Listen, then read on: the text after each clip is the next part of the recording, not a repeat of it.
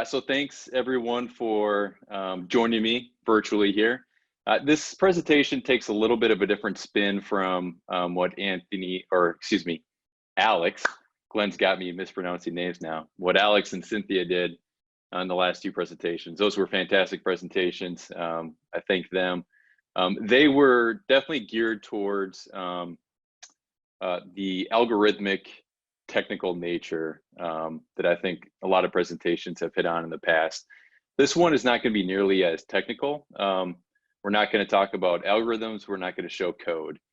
This is more of a discussion of the journey that our company's been taking and trying to create an open source ecosystem. So if you're familiar with R and Python, which I would think most of the folks here are, considering it's an analytic summit, but you know, there's a lot of packages that make those ecosystems super rich because it allows data scientists to easily reuse code to do basic functionality of data analysis quickly, easily, efficiently. We're trying to do the same thing within our firewalls. And that idea of creating an open source ecosystem within your organization's firewalls, whether that's industry, whether that's academia, wherever, that's what they refer to as inner source. So full disclosure, we are early on in this journey. We do not have it figured out. But what I have found in talking to a lot of folks in other organizations, we are surprisingly mature in our journey down this inner source path. And usually they find some good, at least gold nuggets in the conversation. So I'm hoping the same goes for the folks on this presentation here. Hopefully you can take something away for your organization.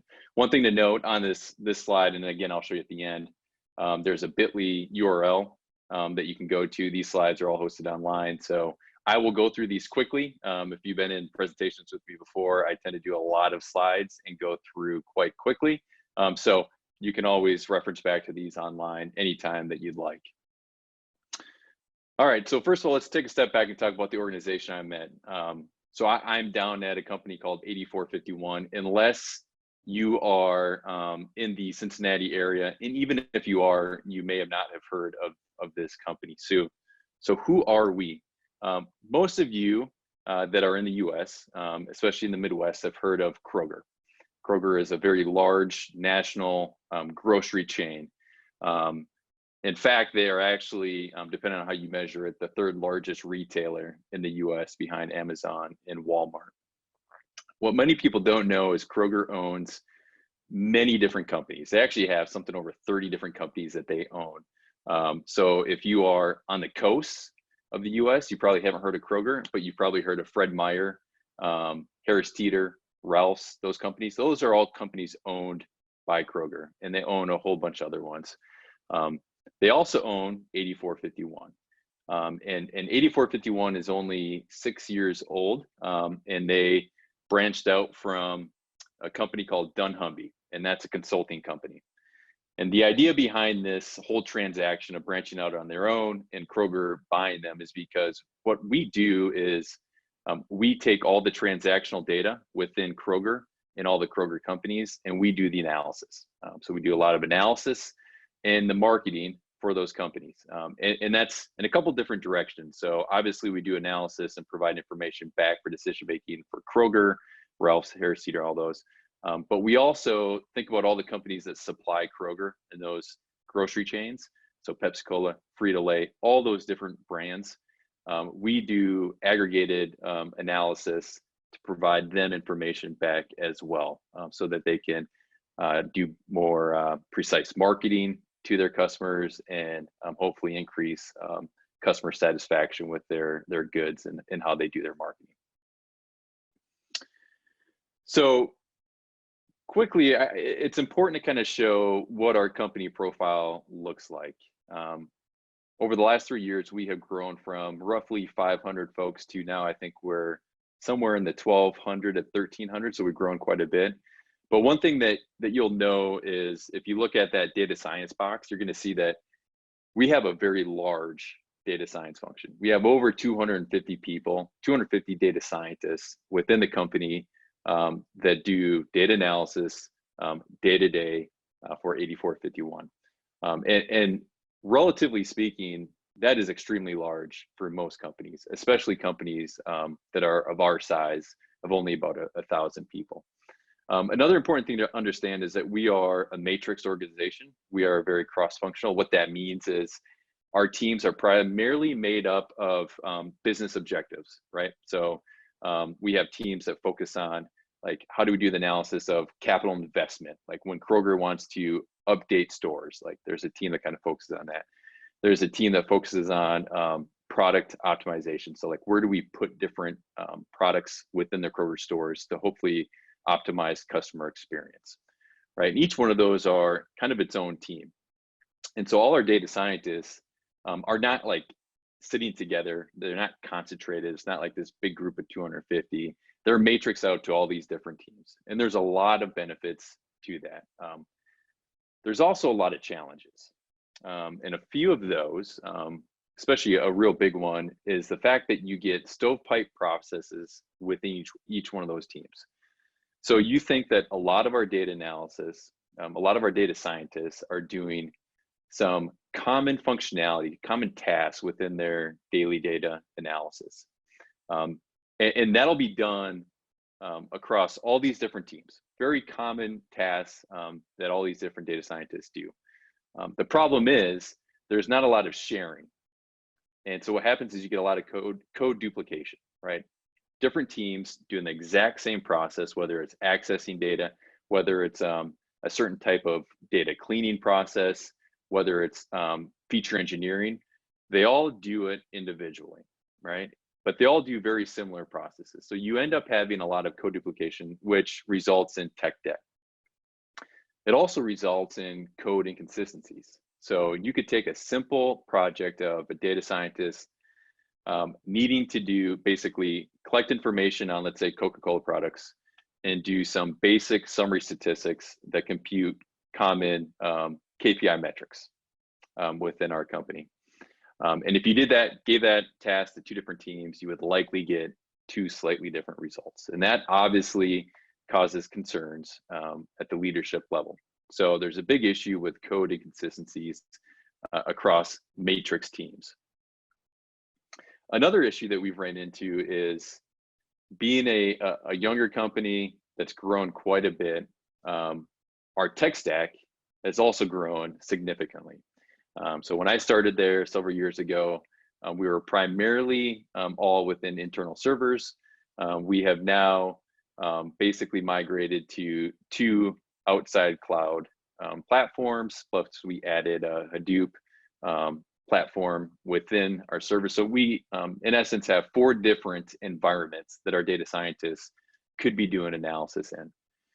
And one of the problems that that introduces is that you have just some small nuanced differences in each one of those environments that can cause problems with code rework. So if you had to take a project that is on an internal server, and let's say because of efficiency reasons, we wanted to move that to Azure or GCP in the cloud, there would likely have to be some code rework done because of just changes in the environment.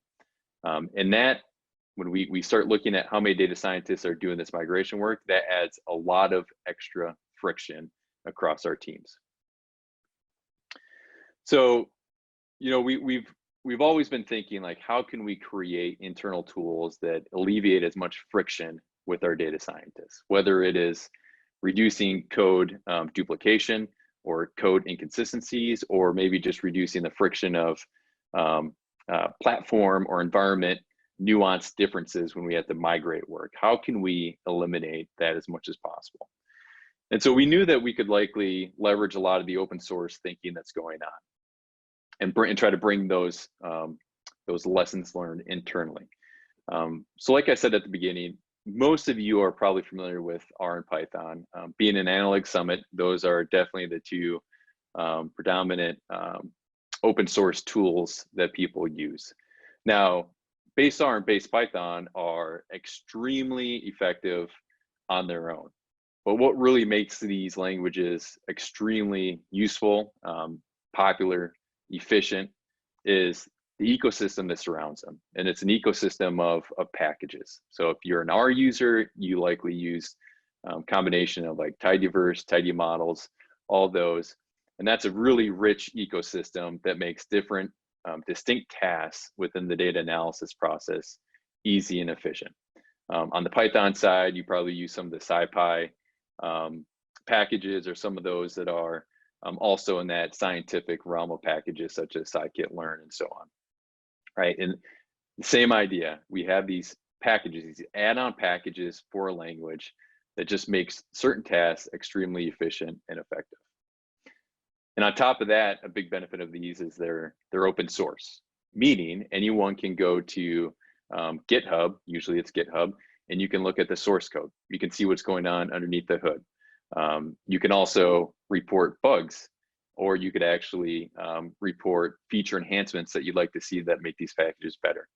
And if you're comfortable, you can even go and clone the repo, try to make the code adjustments yourself, and do a pull request to make that change directly and get that approved and imported into the package. So the same concept is what we're trying to do internally within our organization. And this is what we refer to as inner source. Now, inner source is not new. It's actually was coined by Tim O'Reilly back in, I think, 1999. If you don't know Tim O'Reilly, you likely know the O'Reilly Media Company. So the O'Reilly books, any book that has like a lizard or an owl, right? It's a technical book, but it's got like the animals on the cover. That's an O'Reilly book. Tim O'Reilly was the founder of that company. So Tim O'Reilly coined this term inner source. Since then, PayPal actually spun out an organization that focuses on advancing the idea of inner source. And that has built into this organization called Inner Source Commons. So I'm not going to talk a lot about what they provide, but if you're not familiar with them, they are a fantastic organization to check out. They have a lot of resources to kind of help explain more of the details of inner source. They provide resources that help you think about how can I actually start injecting this in my company. So it's a great resource to be looking at. But one thing you will notice if you go to Inner Source Commons is they talk about a lot of the companies that are adopting these processes. And this is growing and proliferating quite a bit across a lot of companies. This idea of, rather than creating software for internal tools in a silo, can we create these like we create open source packages where anyone can contribute to and hopefully advance their capabilities. And what they have found is there is a ton of value in doing this, such as faster innovation. So the more you open up a package to be contributed to by many different members of the organization, obviously you're going to get a lot more ideas and brain power behind that, and actually more people contributing, which makes it faster innovation to kick out and enhance those packages.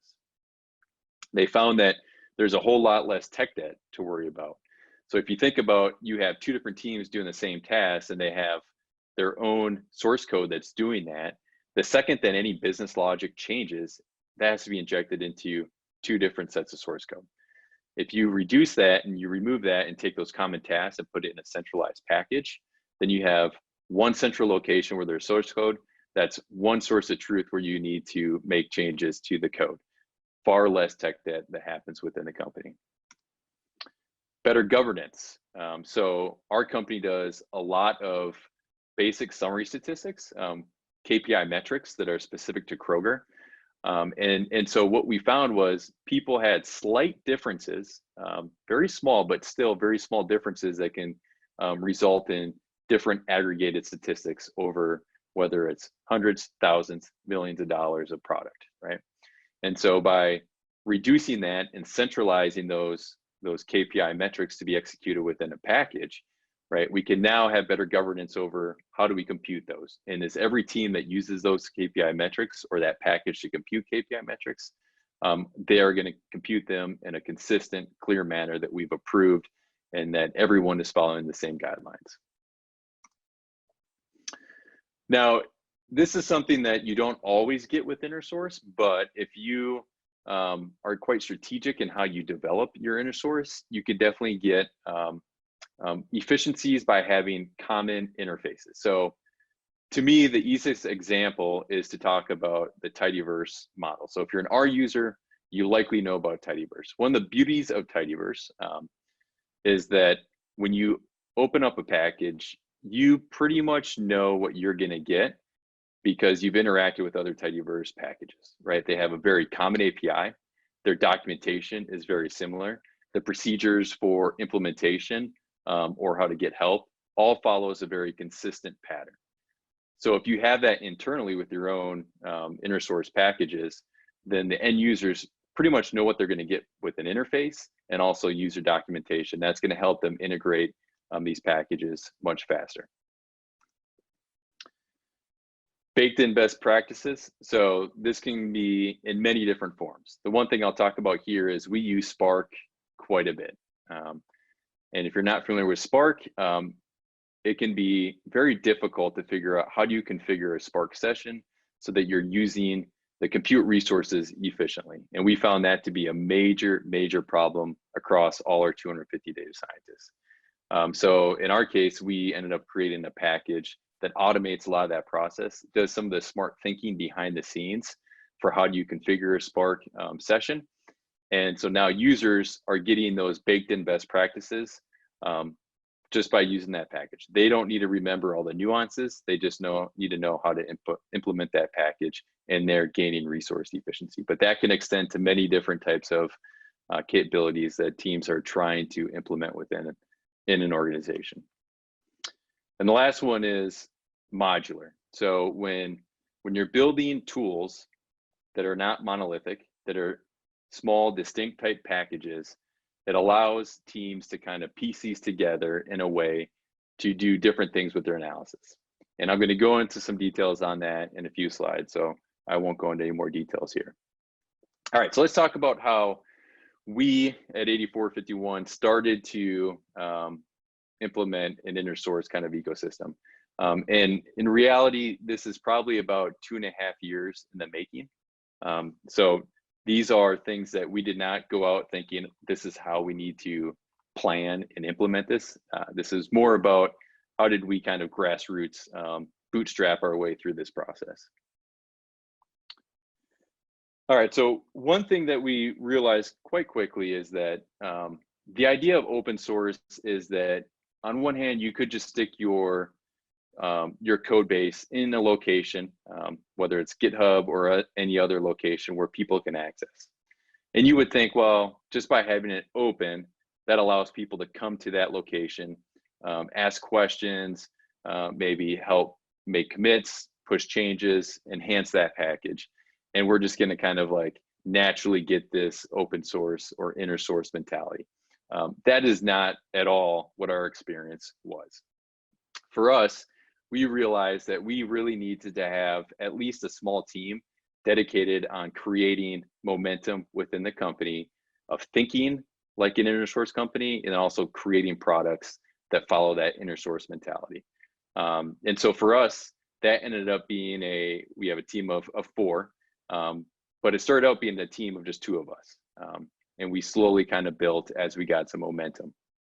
And the beauty of this team was we were separated from having to worry about doing day-to-day analysis for other clients. Our sole purpose was how can we expand and build this idea of inner source within the company. So it was all creating momentum and driving the direction forward. A big thing is having the right tooling. At 8451, we do use GitHub. And I would say if you're not using GitHub, but you're at least using another kind of version control, such as like GitLab or Bitbucket, you're at least ahead of the game. There's a lot of companies that don't use any kind of version control type system. Without the right tools, it's going to be extremely difficult. The beauty of GitHub and those type of tools where it's open like that is everyone knows where they can look for the source code. And everyone knows where they can go to post questions, to post bugs, and also to post feature enhancements for the tooling, the packages. There's a lot of other benefits of GitHub that we don't need to go into the details, just providing proper software engineering capabilities. But the big thing here was aligning to the ways of working in an open source community. And another big benefit of that is there's more and more students that are coming from universities where they are understanding the importance of GitHub and how the open source community works. And so when you have those tools internally, it's a natural fit for them to just jump in and hit the ground running with that same mentality. Another tool that we recently brought in was Stack Overflow. So most of you know Stack Overflow. Usually if you are programming day to day, it's tough to have a day go by where you don't go to Stack Overflow to try to get an answer result. We brought that same mentality internally. So we have a private Stack Overflow instance that allows all our data scientists, engineers, anyone that's needing help with the technical requirements of operating within the 8451 walls. So these can be questions on the environments, questions on how to use packages, even questions on methodology of how to implement a certain type of analysis. And that Stack Overflow instance has really blossomed to be a huge benefit for us. A big thing that could be a presentation in its own is the idea of communication.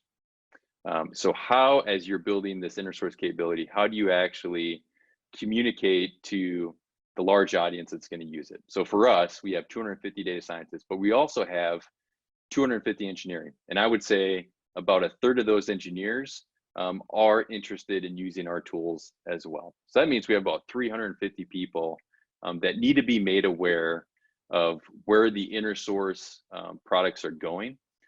What changes are we planning on making? When are we going to have releases? When we do have a release, how did it change? Were there breaking changes, right? And so all these different forms of interactions require communication. So there's a lot of people that I've talked to who wanted to know, like, how do you communicate? Like, what's that one way of communicating this inner source mentality? And there's not one way, there's many different ways. And internally, we do that through open roadmap. That means that we have a roadmap that's completely visible. You may use Jira in your company, you may use GitHub projects. There's many different tools that you can use, but having that roadmap of where are you taking your tools and your packages so that stakeholders and users can interact, ask questions, or maybe even push back and say, well, we don't think that's the most important enhancement that this package needs right now. Can we go this direction, right? And having that all pushed in a location that persists is extremely important. So we push all of our communication to either GitHub or Stack Overflow. We don't want emails. We don't want traffic over Teams, Zoom, Slack, whatever you use. We want all questions, Q&A, bug reports, feature enhancements requests going through GitHub or Stack Overflow, because that's the location where all our communication persists. And there's several other different ways that we communicate. I've got them listed here through release notes, user docs, newsletter, office hours. Basically, we find as many different mediums as possible in order to announce, project, interact with our end users to keep them aware of what's going on. And that's the only way that you really get adoption of these tools within the firewall. Another thing to kind of hit on is this team that really focused on creating this inertia, this initial momentum of inner source. We were all data scientists, not necessarily trained software engineering, but what we were forced to do was spend a lot of time learning some fundamental software engineering principles around the DevOps. If you haven't heard that term before, that's basically development operations for source code. So we have spent, and this, to me, I would argue this is probably the biggest learning curve that we have had, is becoming smarter with software engineering practices in how do we maintain, build, deploy, properly test internal packages. And that in itself can be a very difficult process to go through, because not a lot of data scientists are trained in proper DevOps procedures or software engineering procedures. And that just takes time. Like I said, we have been spending 2.5 years trying to build this, and we still learn things every day as far as proper software engineering skills that we then implement. And the last thing is just fighting for consistency. And there's not one single thing that I'm talking about here. It's basically across your inner source tools, we have found that the more consistent we make our tooling, the better. And that could be consistency in how the packages are constructed, the architecture of the package, how the source code is implemented, how the source code is documented. The user documents that we have Sphinx documents that are hosted websites for all our packages. We try to make them follow a similar format. How we announce new releases coming up in the future, we try to standardize that. So I'm not trying to say that we try to make everything the exact same, but the more consistency we found in all our tooling, whether it's the documentation, the announcements, or the actual implementation of the code, the more we got from users basically saying, thank you, that helps so much. I now realize how easy it is to find information when I go from package A to package B to package C. All right, so what does our ecosystem kind of look like now? So like I said, this has been multiple years in the making. We have, I would say, roughly 12, maybe give or take, what I would call core foundational packages within the company. And these are packages that are designed where vast majority of all data scientists use. And they range everywhere from providing certain access to data assets that we have in the company to performing basic aggregation, whether it's cleaning data, whether it is performing basic KPI metrics that we do commonly that integrate business logic in those KPI metrics. It could be, how do we do different modeling processes within the company? Environment management is an area where we've got some mature packages. And then also we have recently gone into how do we build packages that serve other people in the company that are also trying to build packages as well. So we have created kind of a suite of internal packages. And we've done so in a way where data scientists can use these in that Lego bricks mentality I was talking about earlier. So for example, say a data scientist gets a project where they need to basically compute some basic KPI metrics for a certain product across certain stores during a certain fiscal period. And that's a Kroger fiscal period, not a calendar period. So we have different packages that serve different parts of this workflow. Anything from creating a consistent environment to establishing your Spark configuration efficiently, to computing the necessary Kroger fiscal dates that are required for this analysis, to accessing certain data assets, to wrangling the UPCs, which is just a certain type of products that we're going to look at, down to accessing segmentation data assets that we need for the analysis, all the way to finally computing that the KPI metrics that are common enterprise-wide KPI metrics that we use in our data analysis, right? So we try to build these in a way where they interact with each other, but they can build upon each other for our data analysis. That way, if this analysis then proceeds into being like a modeling or machine learning task, well, they could snag one of our machine learning packages to help them accelerate and enable them to do that. All right, so what does this actually look like? Well, so like I said before, we have 250 data scientists, and we probably have another maybe 100 engineers that would use our packages. So right now, we are roughly at a little bit over 25,000 function calls that get made per month to our packages by a little bit over 100 distinct users.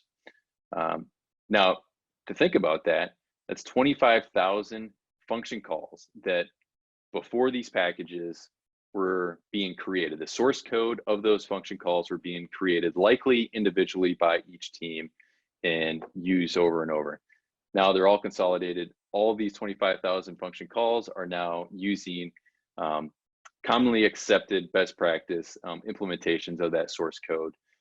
So a single point of truth. All right, so where are we trying to go with this? Because like I said early on, we are definitely not mature.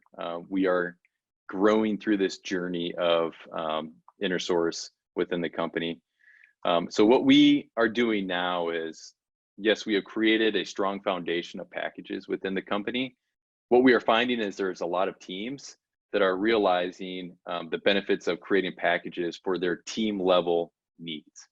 So there's actually a lot more packages that are being developed outside of this core team that I talked about by the individual matrix teams themselves.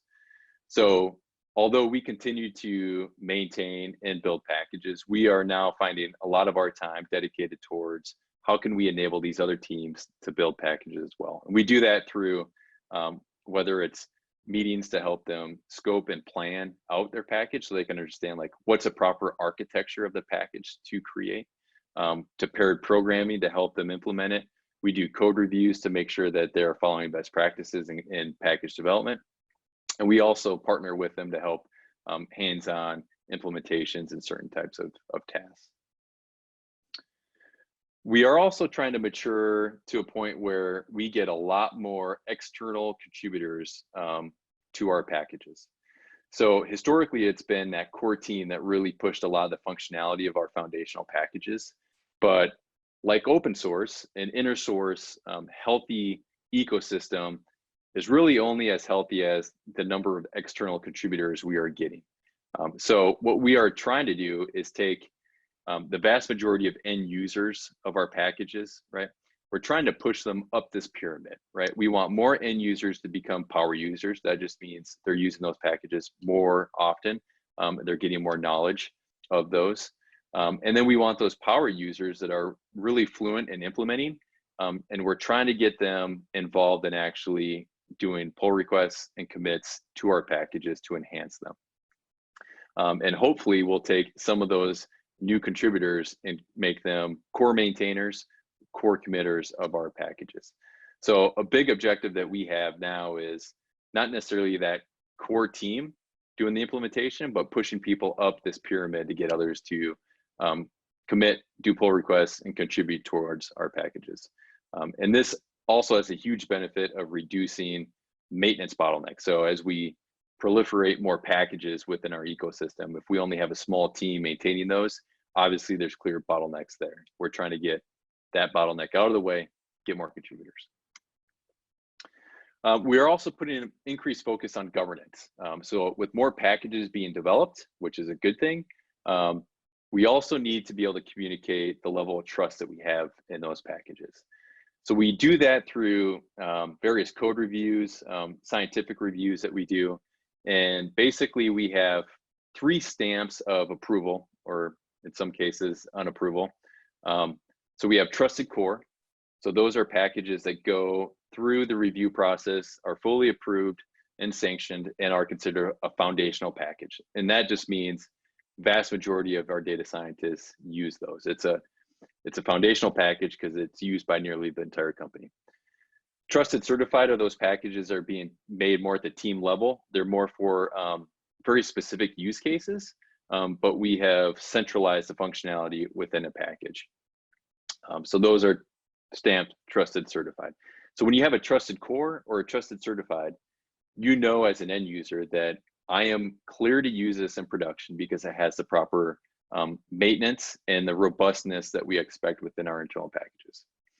If there's a package out there that is no longer being maintained, and we have experienced this in the company where a package was created and then the team either got disbanded or the project no longer persists and there's just a package laying out there, we stamp that as known untrusted.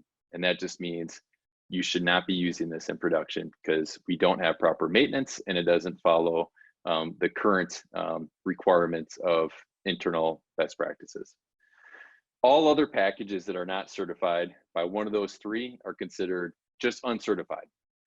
And that does not mean that you can't use them, but what that does mean is if you use them at your own risk. Your team is liable to take care of any production problems you run into. If the package fails for some reason, know that there may not be proper support to handle that, and it may be your responsibility to rectify the problem. And one of the last things is we've kind of increased a little bit of our focus on creating tools that help other people that want to create tools, right? So we are now developing tools for the developers. One of the things that we found extremely useful was with more people creating packages, we wanted to standardize that process. Like, how can we make a process where we know that people create packages and they have the same architecture and the same like bare bones infrastructure required. And so we used a tool called Cookie Cutter, which is an open source tool as well. And we customized that so that people can initiate and create an internal package that's consistent with what we consider best practices.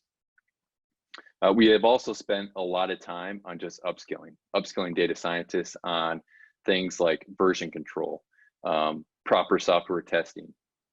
How do we basically do proper branching within GitHub? So there's a lot of things that data scientists aren't conventionally trained on within school. And so we found that the more software engineering skills we can provide them, focused around package development, the easier it is for them to kind of get going and produce in their own packages. All right, so what are some challenges that we have ran into? One is multi-language support is hard. We initially started creating packages where we had a Python implementation and an R implementation, because those are the two main languages that we use. And although that went well initially, we quickly realized we did not have the bandwidth or capacity to fully support those. So we've gone to a model where we're gonna select a specific language to implement a tool. Now, there could be some tasks in the company that are conventionally implemented with R. We'll build that tool in R.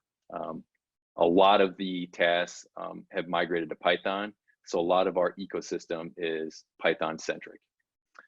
Multifunctional support is hard. This is something we're going through now. Is we have more engineering that want to use our packages, or we're also finding where there's duplication within the engineering function that also exists in the data science function. And we are finding rectifying that it's difficult. The one thing I wish we would have done earlier on was got engineering support on our team from the beginning, so we had more consistency across those two main functions. The next two bullets, moving from a my team to an our community and from a ownership to a stewardship model are pretty similar. The problem that I have found is, even when we talk about internal packages, teams want to own that, right? People say, well, all right, for this package, let's just say KPI, for the KPI package, what team owns that? Like, who do I need to go to? What we're trying to get away from is that team mentality. What we want to go to is a stewardship model. And that's where multiple teams can be involved in the roadmap development of that package, and also in the maintenance, the actual implementation of the code. And that's a stewardship model. And that is where we're trying to push, so that we don't have to worry about this idea of ownership of a package, but it's more about proper stewardship, and we get cross-functional support in those packages. And the last thing I'm gonna hit on is metrics. As our inner source mentality has kind of gained adoption across the company, the natural thing is for leadership to say, how can we measure this? And measuring inner source can be very difficult. It can be anywhere from, do we measure the number of function calls that I showed you before? Like, are we getting more function calls for our packages to hopefully signify adoption? Are we getting more contributions from non-core members to our packages? Trying to figure out like what the right metrics are is extremely difficult. And I would say, although early on, it's easy to say, let's just try to get adoption. Going from adoption to maturity is kind of where we are sitting right now, and trying to figure out what are the best metrics to measure that level of maturity within our company. All right, so what? I've talked a lot about basically our journey. I've talked a lot about the benefits. A big thing to kind of point out, these are benefits that are not just industry focused. These are benefits that can be realized whether your company is a nonprofit, or if your organization is a nonprofit, for profit, if it's academia, what have you. almost any organization can have significant benefits and realize efficiencies by having an inner source mentality. But like I've said, this is not easy. There's definitely a long road in going through this journey. The main things I'd say is try to create momentum the best you can. You're going to have people that are willing to have both software engineering and data science skills. That is very difficult to find. And it's extremely important to have the right infrastructure. And lastly, the best thing to do is to get started by, one, you can look at that inner source commons organization. But two, find a certain functionality that is used broadly across your organization and start with one simple task that many data scientists are doing and figure out how can I incorporate this into an internal tool or package that I can deploy. And that's how we started. We picked one bit of functionality, and from there it just kind of spiraled and has kind of snowballed into a much richer ecosystem. And with that, I will call it quits and we'll open it up for questions. Like I said, the slides are all available at that URL. And also, in case you want to contact me, as long as you remember how to spell my name, which does not have Spencer in it, you will be able to find me online.